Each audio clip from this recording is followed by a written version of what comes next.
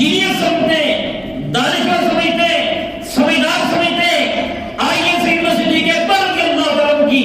بارگاہ میں حاضر ہو کے ان سے سوال کرتے ہیں، آپ سارے انبیاء کرام علیہ السلام کے بعد سب سے افضل و اعلیٰ ہیں، آپ بتائیں سب سے زیادہ عقل مند کون ہے اور سب سے بڑا بیوقوف کون ہے؟ تو سیدنا صدیق اکبر رضی اللہ عنہ کا خطبہ، اس خطبے کی یہ دو لائنیں ذہن میں رکھیں۔ حضرت سیدنا صدیق اکبر رضی اللہ تعالیٰ فرمانے لگے، ان اکیس الکیس التقوی واحمق الحمق الفجور، بے شک سب سے بڑی عقل مندی تقوی ہے، اللہ سے ڈرنا ہے، اور سب سے بڑی بیوقوفی گناہ ہے، نافرمانی کے کام کرنا، شراب نوشی، سود خوری، بے حیائی، یہ سارے معاملات یہ بیوقوفی کے ہیں، جس کو لوگ کہتے ہیں کہ نہیں نیا زمانہ آ گیا، نیا ٹرینڈ چل رہا ہے اور تم پرانی باتیں کرتے ہو۔ بھائی سنو،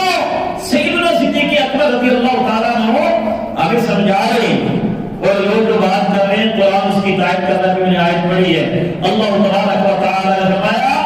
ان اکرمکم عند اللہ اتقاکم، سورہ حجرات کیا ہے؟ فرمایا تم میں سے سب سے زیادہ عزت و کرامت والا وہ ہے